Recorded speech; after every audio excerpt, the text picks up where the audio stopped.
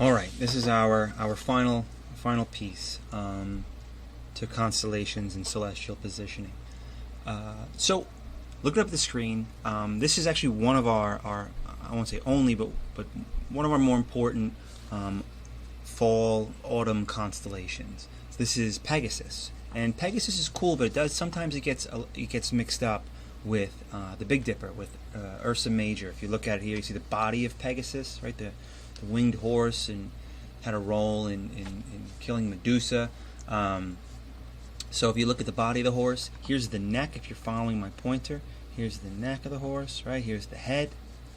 Here's the front legs. This is the rear legs. So really, Pegasus is in this photograph is upside down.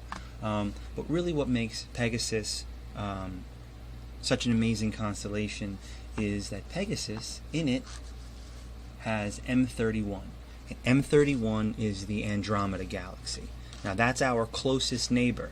Now what makes the Andromeda Galaxy great is it is, of all the galaxies, the most studied, obviously because of its proximity, 2.5 million light years away. So if you want to get from our galaxy to another galaxy, standard space travel just isn't going to cut it, right? So we are 2.5 million light years from that galaxy. So that's 2.5 million times 6 trillion miles. That's a ridiculous number to get to the next galaxy. Intergalactic travel. It's not looking promising at current. But this is the galaxy that Hubble applied his Hubble constant, his standard candle. This is the galaxy that Hubble said the universe, because of his research with it, that the universe is expanding. It was really all based on the Andromeda Galaxy. So very, very cool for our own sense of history. Oh, and by the way, I'm sorry, August to January, right? So August, January, February, March. So the midpoint between these months, between August and January, the end of summer and the beginning of winter, is the middle of autumn. Now we're going to go into a few circumpolar constellations. So these guys don't, and they might have had, and if you use a textbook, they are rises or zeniths or midpoints to these. I mean, if you spin them around your wheel, they are all surrounding. Remember, I said, look at this chart up here. The midpoint of your star chart, the gold wheel, is Polaris. That gold grommet. Around Polaris are these circumpolar constellations. First that I asked you to look up was Cassiopeia. So if you spin, Cassiopeia doesn't go away. It just continues to revolve around that gold grommet, around Polaris. Cassiopeia, depending on how you see it or the time of day you see it or night you see it, it's either a W or an M, but really it is Cassiopeia is the queen. She is Cepheus's wife. Her whole deal was that she was super vain. She got caught up in loving herself. Again, there's messages in all this.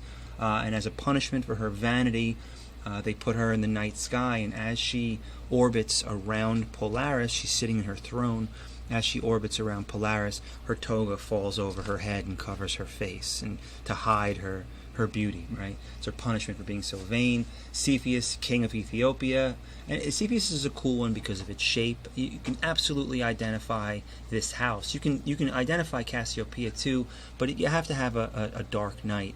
Polaris isn't the brightest star in the sky. We're talking the North Star, not the brightest star in the sky.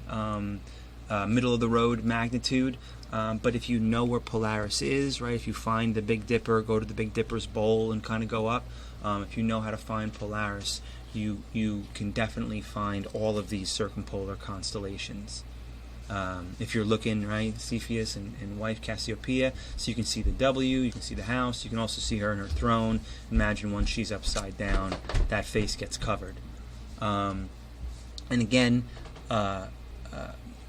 sticking with the circumpolar theme, northern circumpolar, these are our hemispheres, pole star constellations. You have Draco. Draco is the dragon. He was another one of those labors of Hercules, right? He was guarding the golden apples, and Hercules had to go in and slay the dragon. People sometimes get Draco confused with Scorpio because they sort of look similar. Just know that Draco itself is a circumpolar, so Scorpio is seasonal. You're going to see that in the summertime as opposed to Draco, which you see all year long. Before I said, hey, if you know how to find the Big Dipper, if you can find the Big Dipper and go to the bowl, you go to the pointer stars on the end and you just follow the pointing stars, follow. The next star you'll come to, it's a little off, not dead on straight, but the next star you'll come to is Polaris. Polaris is attached to the Little Dipper, Ursa Minor, the little bear. I think I mentioned that early on in the semester or the summer. All right. Now, this is awesome. So this is what I'm going to ask you to identify this summer. And these guys go into fall, but they're predominantly summer constellations. This is Cygnus the Swan. And again, one-word triggers, right? We don't need the whole that the swan was used to seduce. None of that. Cygnus the Swan. Lyra, which is a musical instrument, a lyra, whatever. Some people pronounce it differently. It's a harp. Lyra the harp, and then down at the bottom, Aquila the eagle. So the swan, which looks like a cross if you're following my pointer, right? Lyra, which is a musical instrument, a harp, and then this guy in the shape of a diamond is Aquila the eagle, right? Responsible for carrying thunderbolts to Mount Olympus for Zeus. Everything's got a crazy story, right? Lyra was the harp played by Orpheus to try and rescue his wife from Hades. But what makes these three constellations so noticeable are the stars found within them. Cygnus the Swan has Deneb. These are really bright summertime constellations. Deneb is 2,000 light years away. Lyra has Vega, and Vega is 25 light years away, and they're all equal magnitude. They're all equal brightness, right? And Aquila has Altair in it, and Altair is 16 light years away. So it gives you an idea, if they're all equal magnitude, how bright Cygnus has to be. It's a huge star, giant blue burner, but this is the brightest of the three. But these three guys, Deneb from Cygnus, Altair from Aquila, and Vega from Lyra, the three of them make up the summer triangle. So what's cool about these three is, now if you downloaded that app on your phone, Skyview or Sky Guide, and you are a Jersey Shore, or even in an area where you're out. I only say the Jersey Shore because it's a huge, open, unobstructed view of the night sky. If you're sitting on the beach, it's an eastern view as well. And even though there's a lot of light pollution, just because the seaside, Point Pleasant, but if you are there, Deneb, Altair, and Vega are very, very noticeable and very, very clear. So if you go out with your phone, even your star chart, but it's fun with your phone, if you go out your phone and you can identify these stars that are in the shape of a triangle that make up the 3 points of a triangle, put your phone up there and you'll see Cygnus, you'll see Lyra, and you'll see Aquila, and it's comforting because you know that they're summertime constellations. You're sitting on the beach. I know this is a crazy time of year in our life, a crazy moment. Our reality is a little depending on your level of anxiety or how plugged into the news you are. It's uncertainty, all these things, a lot of our online, virtual, no human to human, all that stuff. There's something reassuring about the permanence of these stars. So if you are at the beach or you are sitting out, take a break from the crazy that's around you, use your phone, Sky Guide, Skyview, look up, find Cygnus, find Lyra, find Aquila, find Deneb, Vega, and Altair, and make that connection to the cosmos. And again, right, summer triangle, right, without the actual constellations drawn in. Coming out of summer, fall was Pegasus, but moving into winter. Canis Major, we've talked a little bit about that in the past lectures, especially with regard to the Egyptians, Canis Major is Orion's hunting dog. What makes Canis Major in December to April, so it's a winter constellation, right? What makes Canis Major amazing, again, is Sirius. Sirius is the brightest thing in the nighttime sky in winter outside of a planetary visit, Jupiter or Saturn or even Venus. Venus is always off the charts bright.